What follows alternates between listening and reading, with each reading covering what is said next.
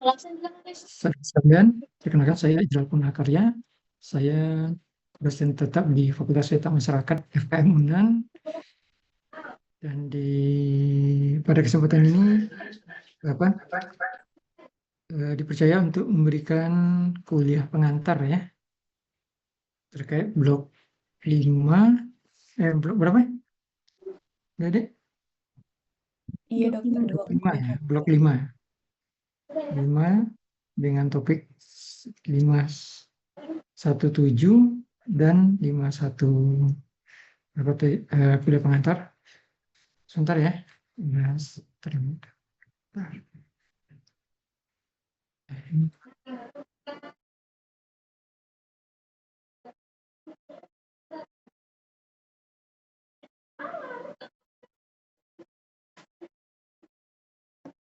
Udah.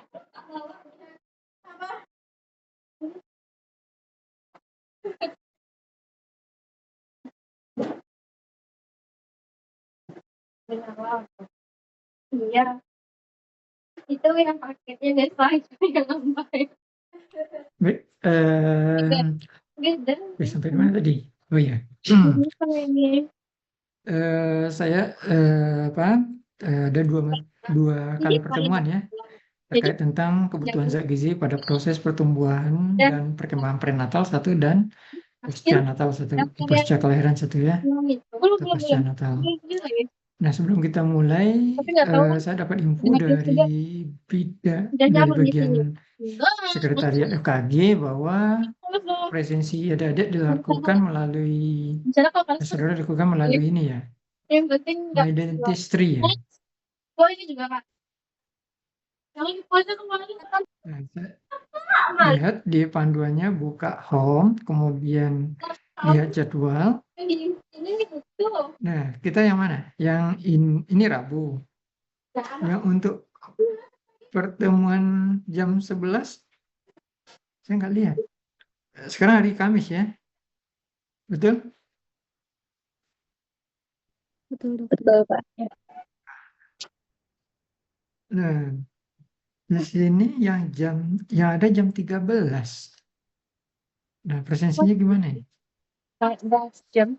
Biasanya kan adik-adik melakukan ini ya.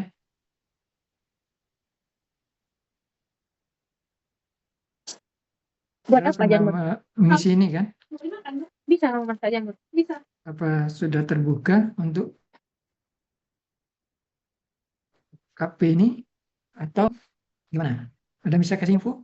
Karena saya disuruh lihat jadwal nanti diklik. Nah, ketika saya mau klik, ini nggak ada yang blok. Iya, blok 5 betul.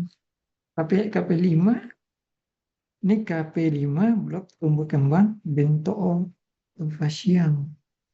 Ataukah saya klik baru? Kalau dari video tutorialnya sih tidak. Ini absen. Hah? Bentar ya. Absen. Nih, Apa? cara kedua tadi. Kan pakai meundan. Enggak main dentistry. Data jadwal ya, jadwal kuliah. Iya. Tab. Ini data. Kita prodi ya. Gigi jadwal kuliah error. Nah, ini gimana nih? Untuk presensi adik-adik gimana nih, saudara?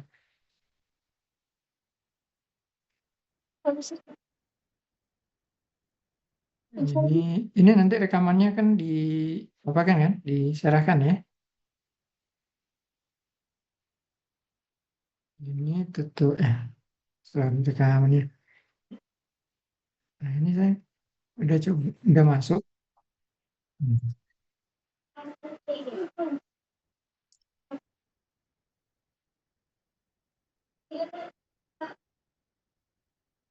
Nah, kalau cara pertama tadi kan error tuh di tampilan saya. Nah, ini saya coba cara kedua. Ini home. Nah, pilih kuliah pengantar kita belum terdaftar. Gimana?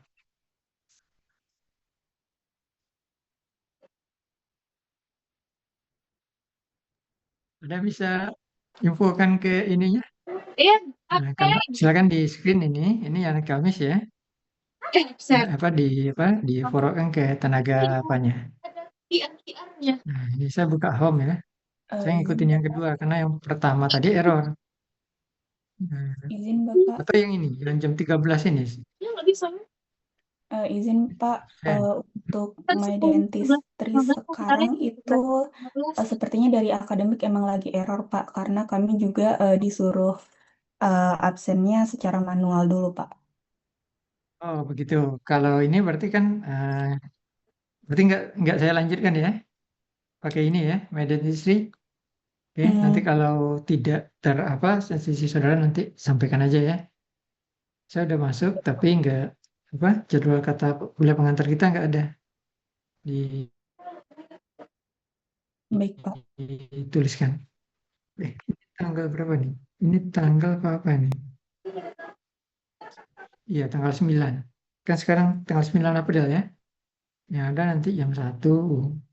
Ini oke, baik.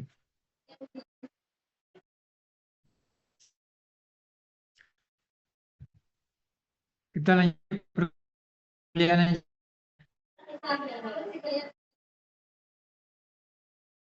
ya.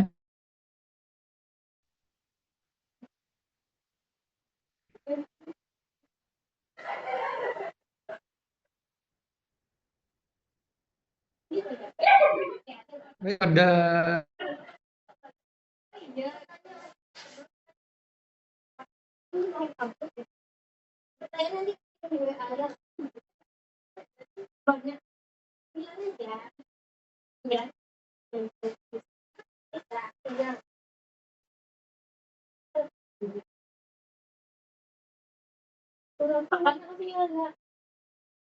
Besoknya lah. saya terpental ya. Ya, di Limau Manis sinyalnya Iya, agak ini. Karena kondisi cuaca agak ini. aku kelas lagi. Oke, saya bentar, nah. Mana tadinya? Ini tuh gimana kan? Misalnya sekarang. Jadi kalau kita bicara perkembangan prenatal, berarti kita bicara proses perkembangan anak itu pada masa Recording in progress. Aduan suara ya. itu pada Tapi saat dia tadi mulai dari pembuahan sampai melahirkan anak. Itu dan juga bicara tentang kebutuhan zat gizi yang juga harus dipenuhi oleh ibu selama proses kehamilan tersebut. dengan lombanya. Hah? FLS2M. Ah iya. Suara saya terdengar jelas, Dede? Saudara Wah, saya bagus sih nasional juga sih ya kan kayak. Izin Pak, Tapi jelas non Pak. akademik. jelas ya. Iya, karena sini di atas Iya. sinyalnya agak ini. Iya kak. Sih kak. Apa ini? Jalan. Mana coba? Kayaknya. Nah, zat gizi. Nah, tentu kita bicara tentang zat gizi ya. Nah, apa itu zat gizi? Nah, zat gizi adalah ikatan kimia yang kandung di dalam bahan makanan. Enggak sadar. Jadi, Lagi. semua jenis ikatan kimia yang ada dalam pangan, dalam bahan makanan, itu adalah kita sebut dengan zat-zat gizi yang nanti dibutuhkan. Nah, jadi yang dibutuhkan dia ada juga zat non gizi.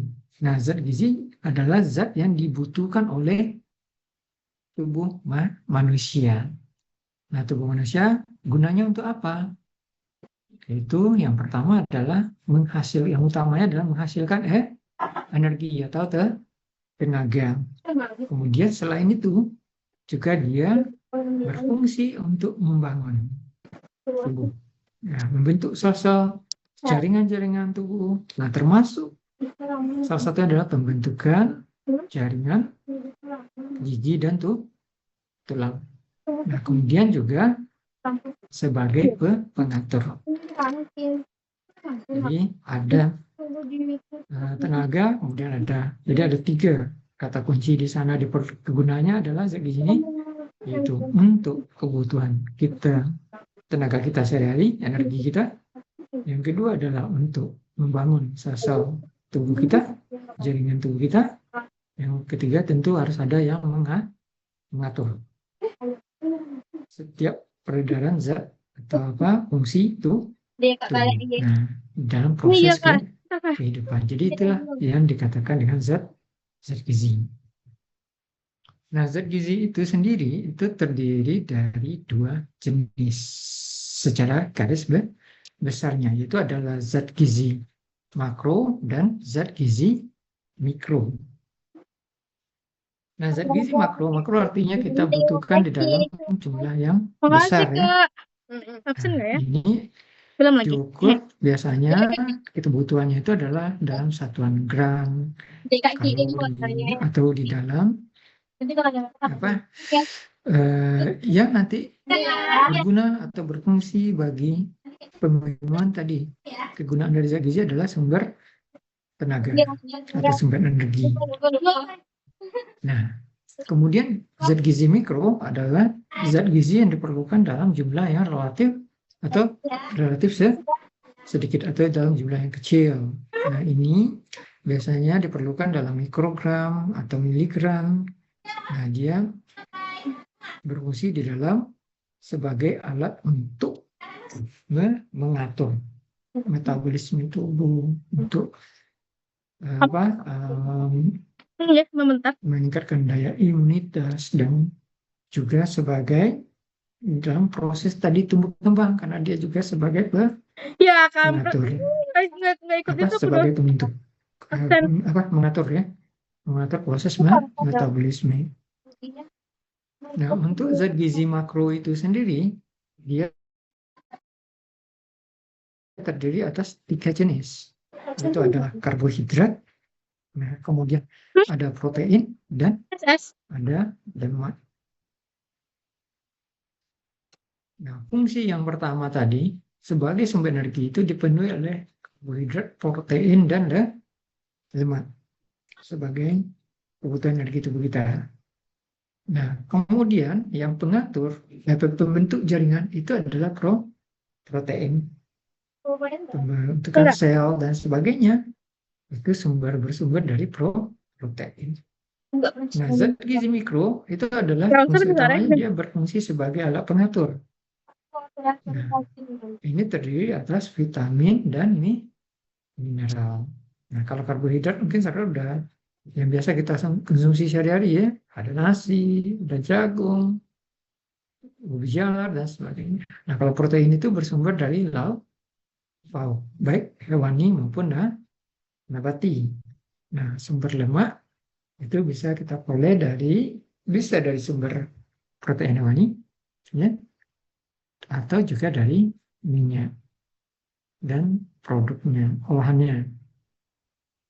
Kemudian zat gizi mikro yaitu ada vitamin dan mineral. Nah, ini kedua unsur zat gizi ini dominan atau paling banyak terdapat dalam buah dan sayuran yang dikonsumsi sehari-hari. Nah, itu adalah terkait tentang zat gizi. Nah, kita akan bahas satu persatu terkait zat gizi ini, yaitu karbohidrat. Nah, karbohidrat ini itu adalah sumber utama ya dalam menghasilkan energi.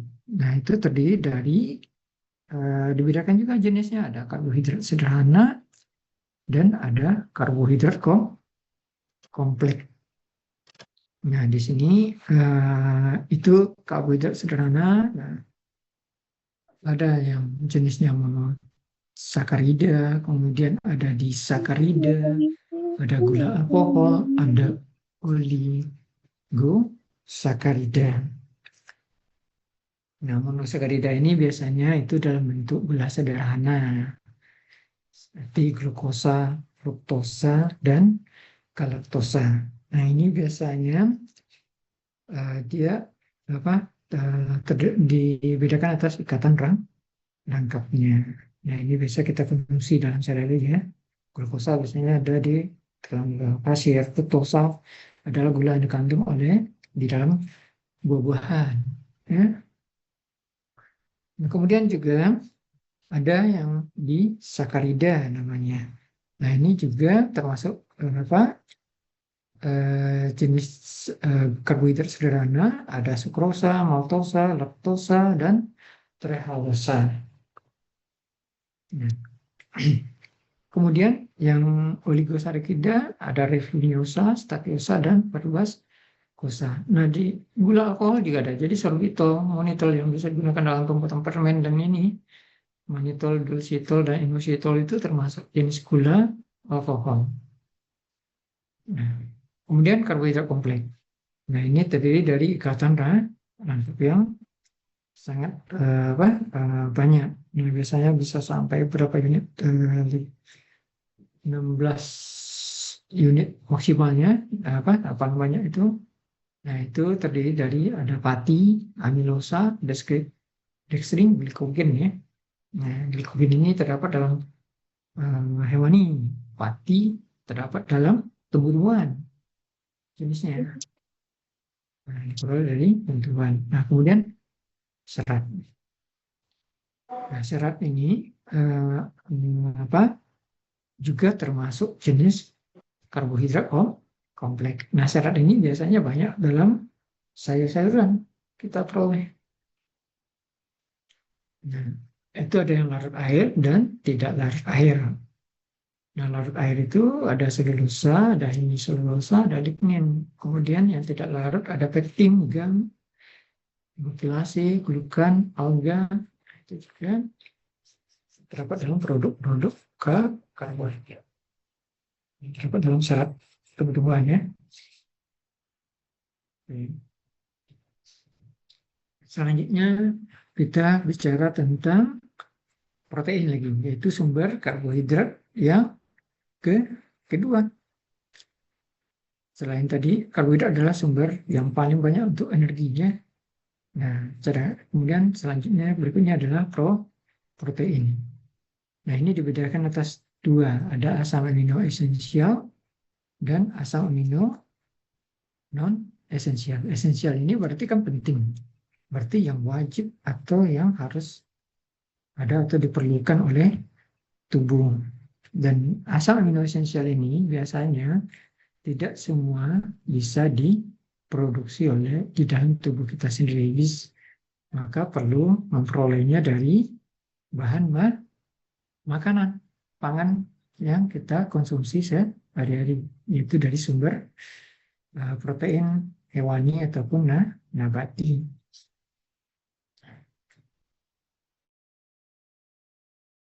Nah, contohnya adalah leucin, isoleucin, valine, tryptophan, fenilalanine, methionine, threonine, lisin, histidine. Nah, kemudian yang non esensial dia diperlukan tapi tidak terlalu penting. Misalnya bisa sebagai bentuk tambahan bagi tubuh di dalam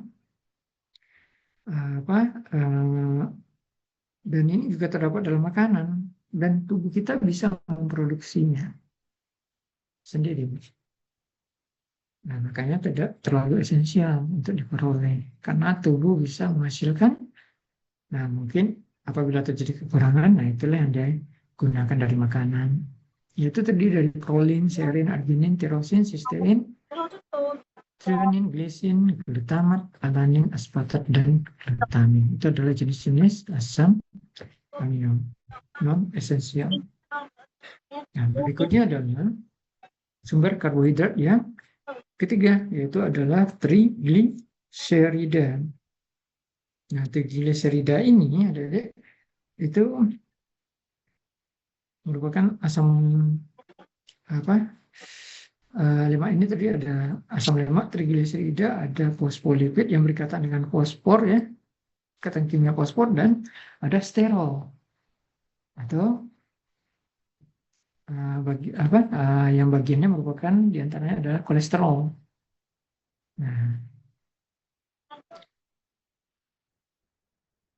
dari sini di gliserol, trigliserida itu sendiri ada dua jenis, ada gliserol. Nah, ini pembentuk dari kolesterol, kemudian ada asam lemak. Nah, asam lemak ini terdiri atas dua, yaitu ada yang jenuh, saturated fatty acid, dan lemak tidak jenuh, unsaturated fatty acid.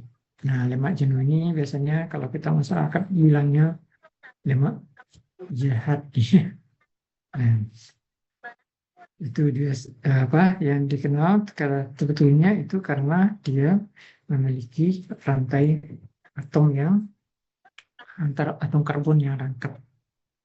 Nah, ini biasanya contohnya itu ada asam pamidat, ada laurat. Nah, itu adalah, dari mana sumbernya?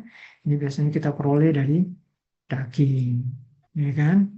Lemak daging, dari susu, dari mentega, ya, minyak kelapa, dari nabatinya, kemudian minyak sawit. Nah, itu adalah sumber dari lemak jenuh. Nah, mentega itu adalah dibuat dari produknya lemak hewani. Nah, berbeda dengan margarin. Nah, margarin itu terbuat dari produk nabati. Jadi mentega dan margarin itu perbedaannya. Kemudian dia merupakan juga sumber asam lemak. Kemudian asam lemak tidak jenuh. Nah, tidak jenuh ini kita biasanya merupakan asam lemak yang sangat bermanfaat bagi tubuh kita. Nah, itu ada berantai tunggal ya, tidak jenuh tunggal, monounsaturated, dan asam lemak tidak jenuh ganda atau polyunsaturated. Ini diberikan atas ikatan rangkapnya dalam ikatan kimia. Nah, untuk MOFA ini atau asam lemak jenuh tidak jenuh tunggal, itu contohnya adalah asam oleat ya. Nah, asam oleat. Nah, itu gimana kita peroleh? Yaitu dari minyak zaitun, dari minyak kelapa, nah, dan kacang-kacangan itu mengandung asam lemak. Nah, asam lemak tidak jenuh ganda atau polyunsaturated. Nah, ini kita bisa peroleh dari berbagai bahan protein ya, protein hewani seperti ikan ya. Nah, itu contohnya adalah yang biasa kita kenal adalah omega 3, omega 9. Nah, itu adalah jenis-jenis dari asam lemak tidak jenuh ganda. Nah, ini di mana dapat? Dari ikan perairan laut dalam, misalnya ikan sardin, ya. Atau juga bisa diperoleh dari minyak nabati, yaitu seperti minyak jagung, minyak matahari kita jarang ya. Nah, di Indonesia mengkonsumsi minyak-minyak tersebut. Itulah sampai kalis. Nah, kalau fosfolipid ini adalah merupakan lemak yang enggak mau dah. Rasa dengan fosfor, ikatan langsung fosfor. Ya, nah, kemudian minusnya ya. Sterol, nah ini adalah bagian juga merupakan sejenis kolesterol. Nah, itu adalah bentuk lemak. Kemudian kita masuk ke mineral zat gizi nih, mikro. Nah, zat gizi mikro ini yaitu terdiri atas dua, yaitu ada vitamin, ada mineral. Vitamin juga dibedakan atas dua jenis, yaitu ada vitamin yang larut lemak dan vitamin larut air. Kenapa? Kalau vitamin larut lemak, dia mudah larut dalam pelarut lemak. Nah, bagaimana cara mendapatkan vitamin ini? Harus diolah dengan sumber berlemak atau minyak, atau dipadukan dengan makanan yang berlemak atau berminyak. Baru dia terurai atau termetabolisme. Kemudian vitamin larut air, dia mudah larut dalam pelarut air. Nah, biasanya kita untuk perolehnya ya dengan, kalau itu sayuran ya direbus dan sebagainya untuk bisa memperolehnya. Nah, vitamin larut lemak ini disebut juga dengan vitamin AD. Itu vitamin A, vitamin D, vitamin E, dan vitamin K.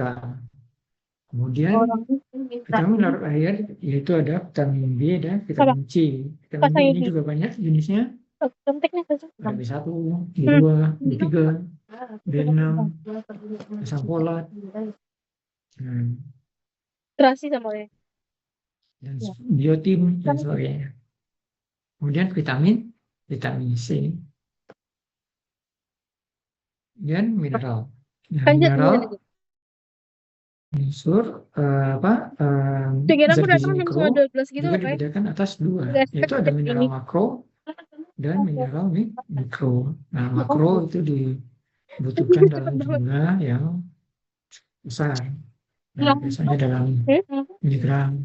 Kalau mikro dalam mikrogram. Nah, mineral makro itu ada natrium, Cepet sih ada langsung klor, ya, ada kalsium, fosfor, magnesium, dan sulfat. Nah, kemudian mineral mikro ini ada zat besi, ada zinc, ada yodium, ada selenium, ada koper, ada mangan, klor, kromium, molibdenium. Nah, zat gizi ini nanti penting untuk baik itu vitamin, larut lemak maupun vitamin larut air, ataupun mineral dan juga unsur zat gizi makro, protein terutama berperan nanti dalam pembentukan struktur tulang dan gigi. Nah, berapa kebutuhan angka kecukupan gizi yang harus dipenuhi untuk memenuhi kebutuhan gizi pranatal? Maka kita di Indonesia mengacu kepada angka kecukupan gizi yang dianjurkan bagi penduduk Indonesia yang dituangkan dalam Peraturan Menteri Kesehatan Republik Indonesia nomor 28 tahun 2019. Nah, ini adalah kebutuhan bagi individu yang sehat. Kamang. Nah, untuk kebutuhan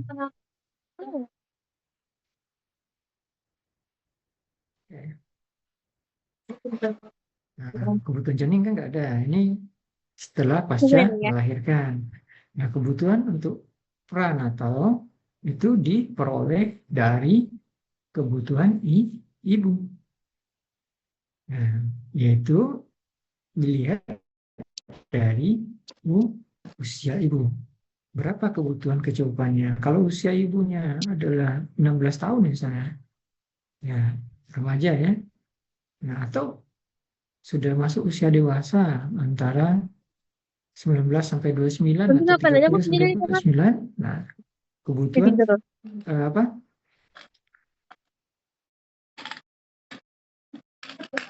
akan energi totalnya adalah sebesar untuk usia 19 sampai 29 itu 2250.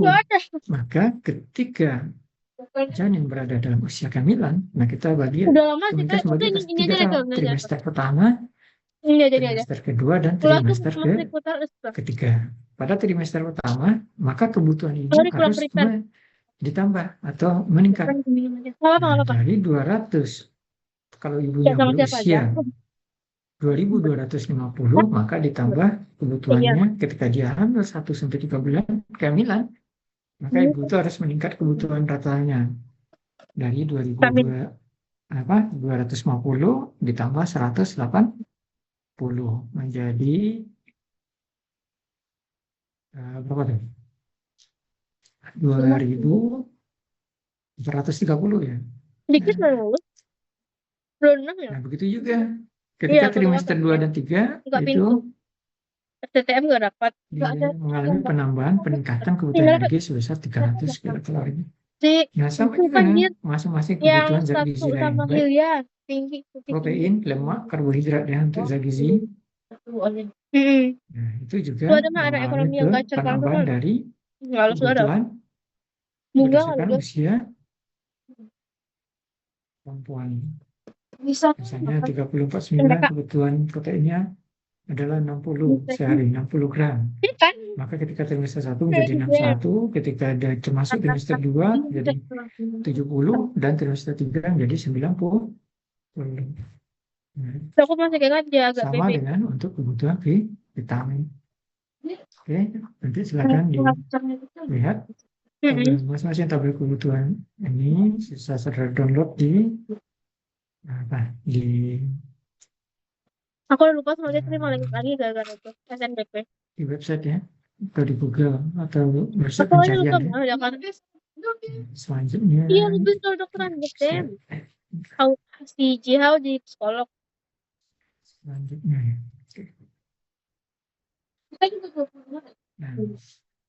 Ada kamarku pada tahap periode kehamilan itu akan terjadi perubahan hormonal. pada Lebih banyak kan? tubuh ibu. Nah, di sini Iya. perubahan hormon ini akan berdampak kepada penambahan konsumsi lemak. Nah, terutama Tapi TTM adalah sekarang lemak agak fit, Pak. jenuh SMA 1 tidak nggak dapat. lemak tidak Ini ya. jenuh Satu ganda sumber juga nggak dapat. lupa ya. Nah, itu ada kebutuhan omega 3 dan kebutuhan omega 6. Mungkin Untuk apa? Untuk menyeimbangkan hormon di dalam tubuh ibu hamil ya. iya. Sekarang itu yang paling ikonik. Nah, kemudian penambahan aktivitas juga terjadi, penambahan aktivitas kuman Prevotella intermedia. Nah, ini merupakan salah satu bakteri patogen penyebab terjadinya periodontitis atau radang gusi ya di dalam mulut.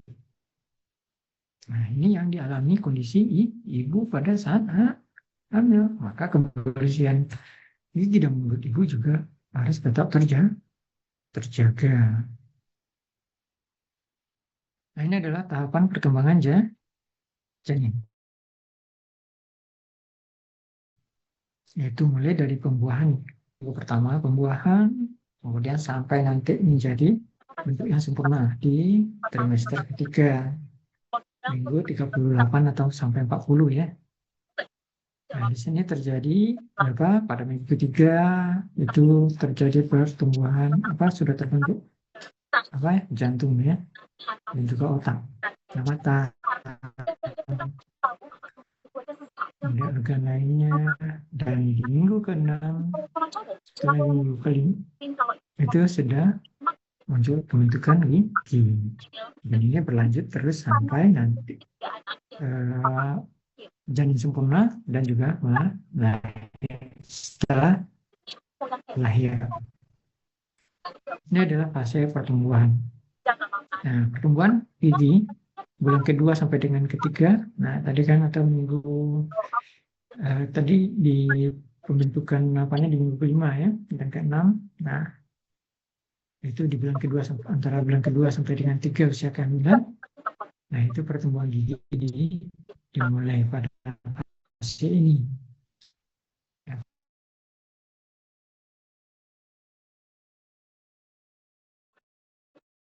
Kehamilan itu proses terjadi dimulai dengan dimana dibentuknya mineralisasi berupa matriks protein.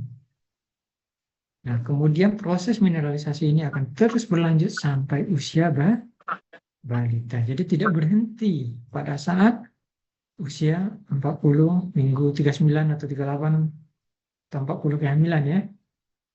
Nah, tidaknya akan tetap terus berlanjut. Nah, apa zat gizi yang kita butuhkan, yang dibutuhkan oleh seorang ibu hamil? Yaitu ibu hamil membutuhkan vitamin, yaitu ada vitamin larut lemak dan vitamin larut air. Vitamin larut lemaknya adalah vitamin A dan vitamin D. Vitamin larut airnya adalah vitamin C. Nah, vitamin A ini ya banyak biasanya pada kalau di sayuran berwarna ya, warna orange ya, seperti wortel. Nah, itu kaya akan sumber vitamin A. Atau sayuran hijau. Nah, itu seperti brokoli. Nah, itu atau pada lemak. Ini kan minyak ikan.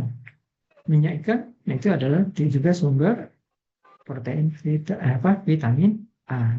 Kalau vitamin C ini banyak pada buah-buahan yang rasanya asam, seperti pada jeruk, nanas dan sebagainya. Nah, vitamin D, nah ini kita peroleh nanti dari sebetulnya tubuh. Pembentukan vitamin D terjadi dalam tubuh dan membutuhkan pengaktifan dari sinar ultraviolet untuk mengaktifkan provitamin D yang berada di bawah lemak kulit. Nah, itu melalui proses metabolisme vitamin D.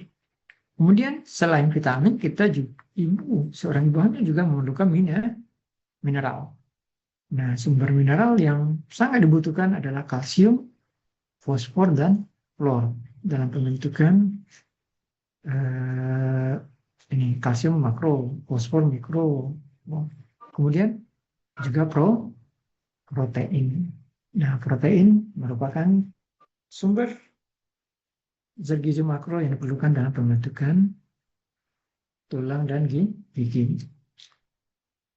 Nah, ini adalah tahapan gizi yang diperlukan, tahapannya dalam pembentukan dan perkembangan gigi pada saat usia janin ya.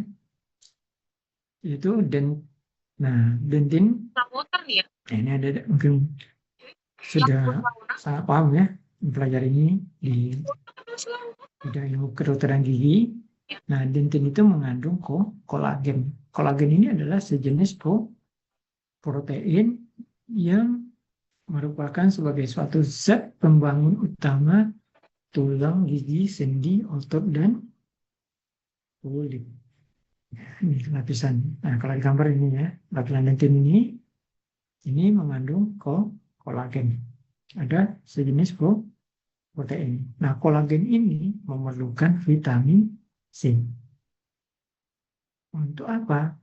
Untuk mensintesis gigi secara normal. Kalau kekurangan vitamin C akan artinya apa? Akan berdampak di dalam pertumbuhan gigi. Jadi membutuhkan vitamin C. Nah, kemudian emel ya,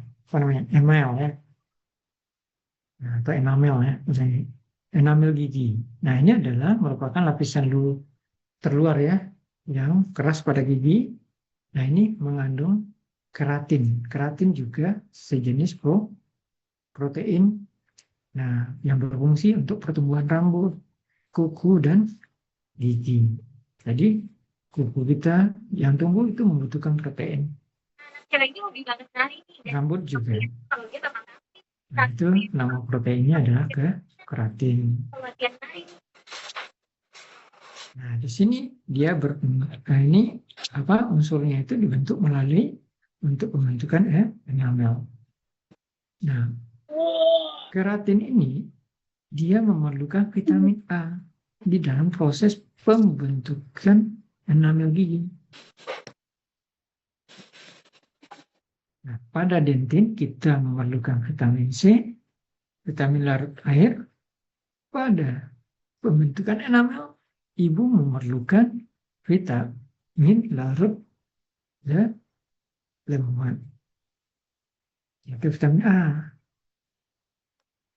untuk bisa terbentuk gigi yang sempurna bagi janinnya di usia yang akan datang.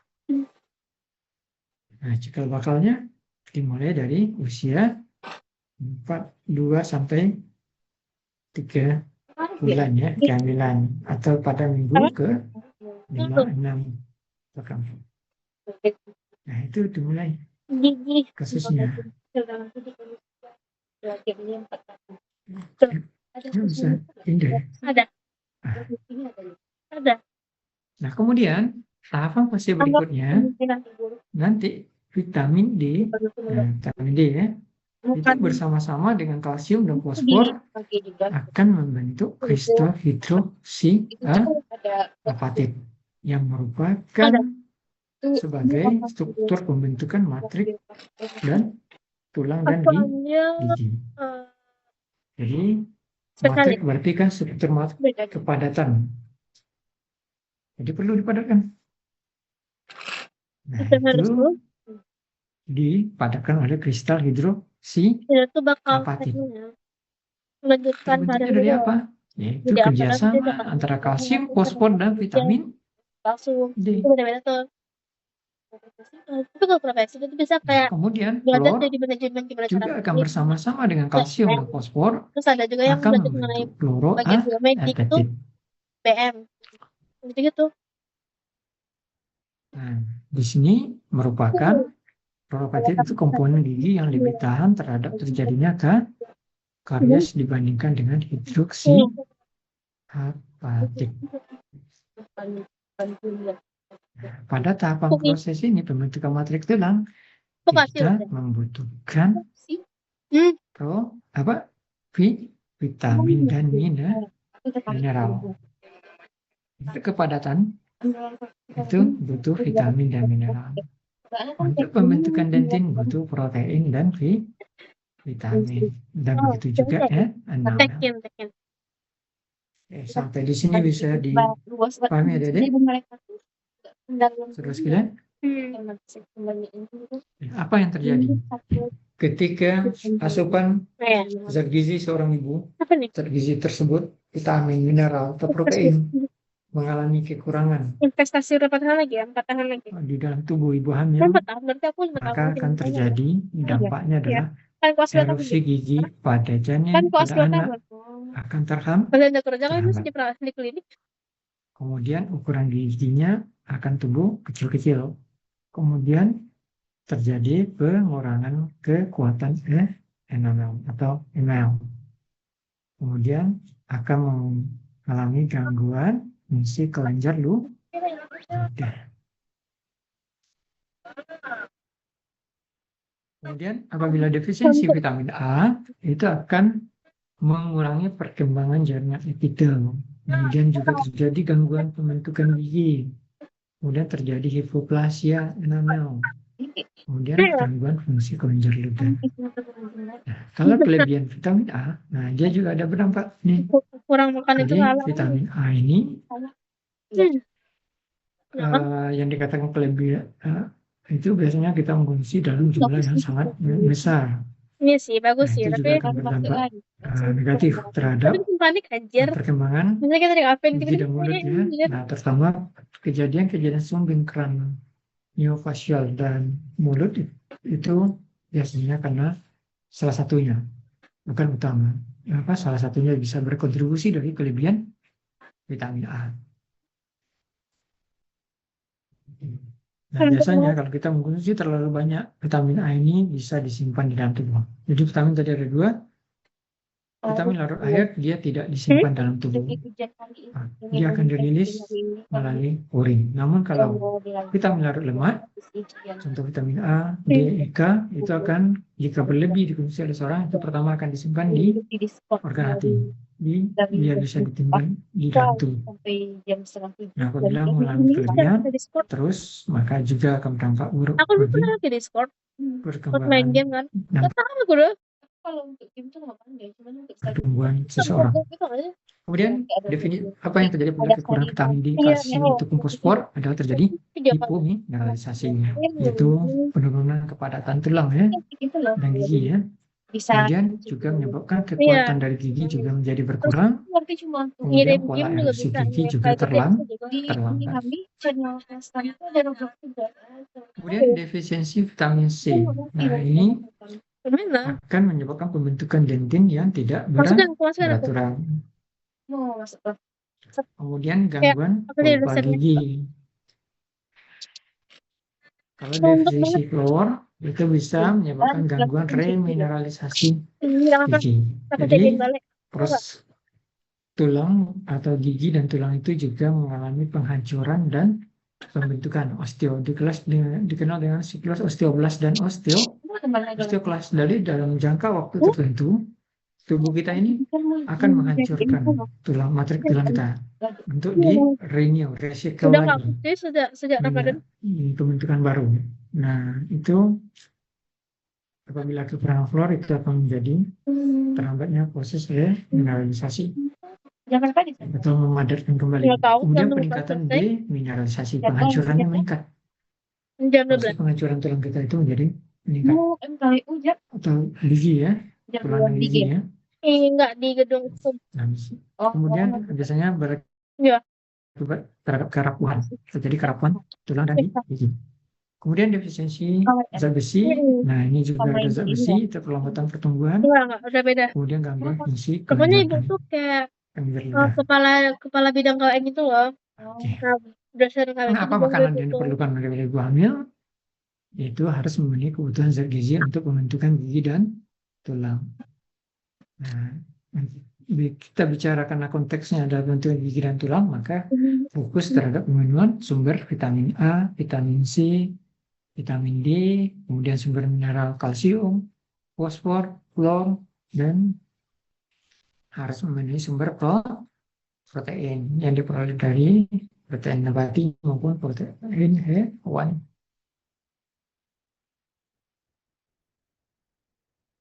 Nah,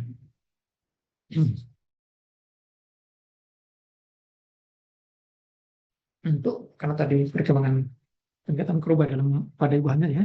Nah, pada saat kehamilan, ibu juga dianjurkan untuk menjaga kebersihan gigi dan mulut karena peningkatan aktivitas kuman Rhodophylla intermedia. Kemudian juga terjadi peningkatan inflamasi. Kemudian peningkatan asam lambung, akibat mual dan muntah atau morning sickness ya.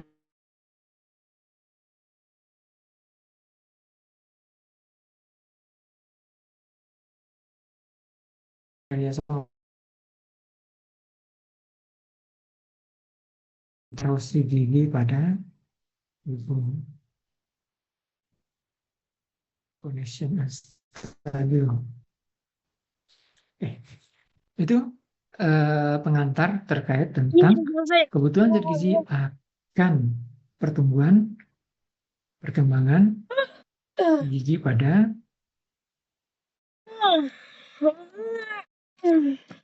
janin.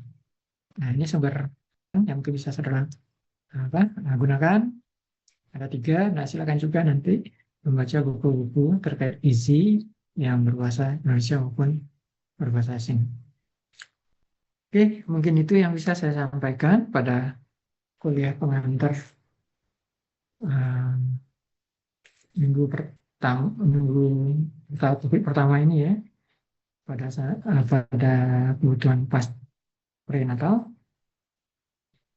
Nah, ada yang mau didiskusikan atau bisa dipahami penjelasan yang diberikan?